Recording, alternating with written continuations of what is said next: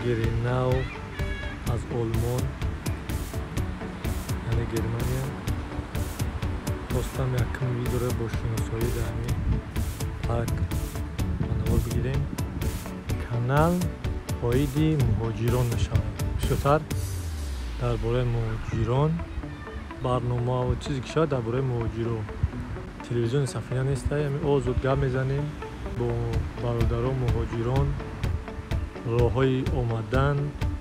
бисёр бародаро дар ин бора кардагӣ буданд, мутаассифона ягон роҳи мақсад бигем ки омаданашо пурра накарданд, ёки карданд гуфтанд ки мисол қинай намешавад омадан осоне бародар, фақат камтар қиниш дар миёяд ки забона омӯхтан дар кор, омадан дар кор. мисол аусбилдунг чӣ хел ки гуфтанд дар бораи аусбилдунг, хондан, кор кардан Германия камтар қиинтаракай, лекин мисол Полша дигар ҷойҳош бо осонтаракай. мо на танҳо дар бораи Олмон, яъне ки дар бораи ҳамин Аврупо, ҳозираш Аврупо, баъд ки мо дигар ҷойҳошам мекунем. Мақсади мо на танҳо видео кардан, яъне ки мо бо якҷоя бо ҳам якҷо мешем. ин канал оянда худо хоҳад агар намрем зинда бошем, мақсади канал ҳамае ки ҳамаоне якҷоя ҷамъбаст шем. дар Россияен, дар Тоҷикистонен, дар Олмонен фарқ надорад, якҷоя иншоалло агар ҳам дастгирӣ карда роҳҳои нав барои омадан, ёки ҳамон роҳҳое ки ҳаст ҳамонро чӣ хел омадан дар кор, курс, яъне ки дар Тоҷикистон рози ҳамон курси забони олмонӣ ҳамара зӯрш намераса бигемда, яхе одам зӯрш мераса, яхше намераса. барои ҳамин оянда курс ташкил карданем, курсҳои онлайнӣ ва материалҳои дарсиро бо имейла ягон тарзи дигаша равон мекунем, ёки сӯйташа мебинем, хутон скача мекунем, мегирем, дастгирӣ мекунем ва ояндаи чӣ хел ки гуфтем, ояндаи канал ҳамаона якҷамъ кардан муҳоҷирата ба як тарзи нав. мутаассифона дар асри 21 мо давраи муҳоҷират велда ҳамун кедмани ҳам ҷоруб даем. ягон тағйирот мутаассифона дар инҷо нашидем. ва як чизи дигар агар камтар фикр кунем, ҳоли оянда ман дар ин борае ки гап мезанам ва дунё иваз шудесай. Дунё иваз шудесай. те поколение ки омадагии Россия, мисли поколения бобош омадагӣ кор кардагӣ дар Россия, баъди ӯ бачаш омадагӣ, баъди ӯ бо бачаш, яъне ки невасташ омадагӣ дар Россия аму бела аму ҷоруб. бо вақте ки Тоҷикистон мерам бо аму бела ҷоруб мегӯяд ки тамом киса мефурӯшаш, мегӯям ту омадани мара мехашам қасум ам ҷоруб мара, мақсад ҷои кори мара бо ам киса натиш, ёки ҳамин Тоҷикистон занг мезана бачаам биё биги ҷоруба ки он кас дигар нагираш. ва ман фикр мекунам уже дер шидесай, не ки кадоме ки ҳозирам. Илон Маск анонсировал человекоподобного робота Tesla. Райдер построит в США логистическую сеть для беспилотных грузовиков. Глава Tesla рассказал о разработках, которые выходят далеко за рамки транспорта. И, конечно, об андроиде Optimus. Начнем мы с Tesla-бота Optimus. Внешне будет напоминать человека среднего роста. Он будет весить около 57 килограммов и передвигаться со скоростью 8 километров в час. Прототип Tesla-бот должен появиться в следующем году и возьмет на себя выполнение небезопасных, рутинных и скучных дел. К примеру, поход в магазин за покупками. Для экономики будут серьезные последствия. В будущем появится возможность выбора, заниматься физической работой или нет.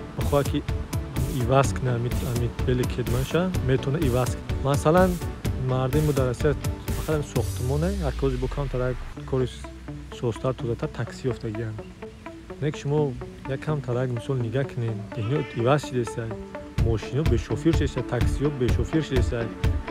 یا پکلن دیگه تاکسی در شوفیر در کار نمیشه.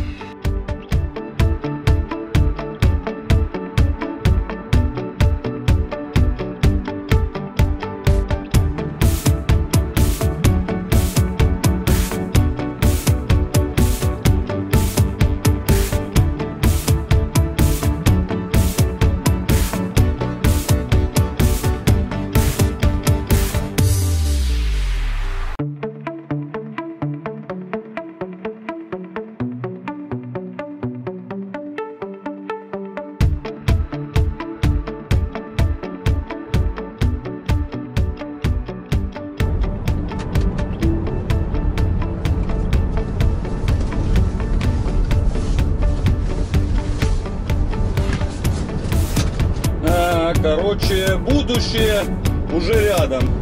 Ты едешь на заднем сидении, балдеешь, отдыхаешь, а машина едет сама. Да, будущее уже рядом.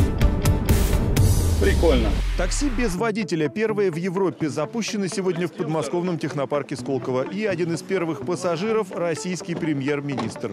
По оценкам экспертов, использование такого автомобиля снижает аварийность чуть ли не вдвое. Вождение не зависит от магнитных бурь, пола, возраста, усталости или настроения. Он всегда ездит по правилам. Это залог безопасности на дорогах.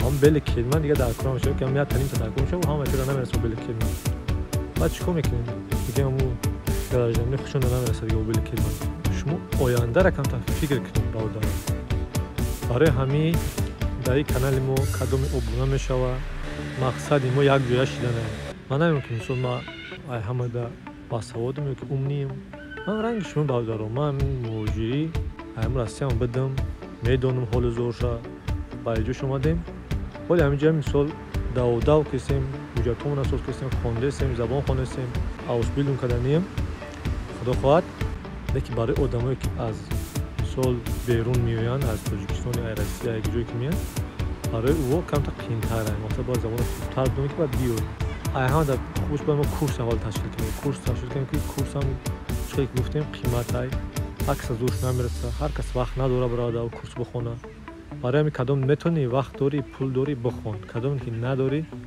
آینده خیلی که ما نمیشول کارامون که سوستر شود همه در مبلغ در کره تشکیل کردن در کره کانال دستگیری بیو و میشول تستر جمع شیم و سرجمع شیم و هر کس هر فکری خچم میگه دایی برای که هیز نمیشه یک کم تا وقت در کره که ما جمع شیم فکری خونه بگیم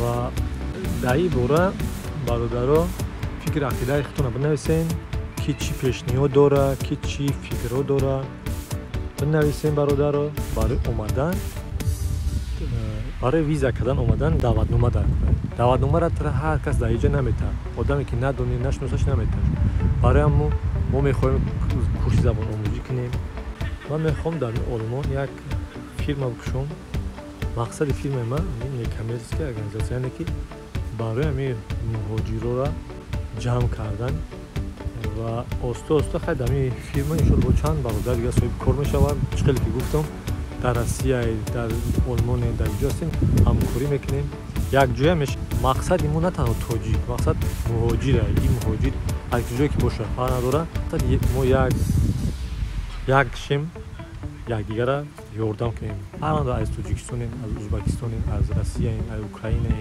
از مهاجر دمی آلمان در اروپا بگیم از اوکراین بسیار مهاجر است از بلاروسیا بسیار شیسای و از ازبکستان تاجیکستان و متاسفانه مهاجرای ما راههای غیر قانونی شد میگیرن و اینجا میان به ویزا یک سال کار میکنن پشیمون سال زیغ میشوند مانده میشوند بعد میروند اما مهاجرای اوکراین دیگه جا مثلا میان پولشا در ویزا کاری قطعی کار میکنن ایما کمه آدمایی که ویزا کاری قطعی میان کمه بیشتر ویزا یامانی ما میکنن میان بعد دیگه غیر قانونی کار میکنن این خوبی نداره برای که وقتی که میبروی رنگ روسیه وری مثال اینجا وقتی که برو اومدی دیپورت میزنن مثلا یک دولت اروپایی تا دیپورت زد دیگه دولت ویزا کردن نمیتونه بود تو امو رفت چی یاد یعنی که برادرها خواستم ویدیوشون رو شیر کنم آینده چل گفتم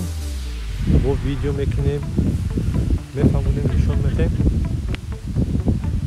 در فکری آینده باشین و نظارت کنین نوستی را خبر را آینده چی میشه چی میشه هم کسبایی که انتخاب کنین که آینده در کار میشه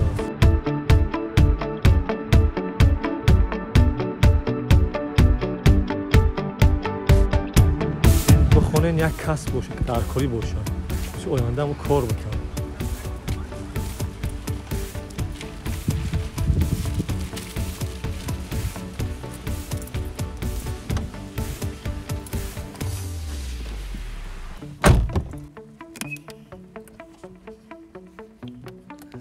برادرها درباره مهاجرت چی فکر دارین چی خلاصه دارین آینده با فکر شما چی میشه و چی کار کردن در کار همین بنویسین یک جویا گپ میزنیم، یک جویا چه خیلی که گفتم انشالله خدا خواهد آینده پیر ما که شدیم اگر همینجا باشیم نماریم زنده باشیم پیر ما که شدیم یک جویا جمع میشیم چی توجی که هستی مقصد در آسیه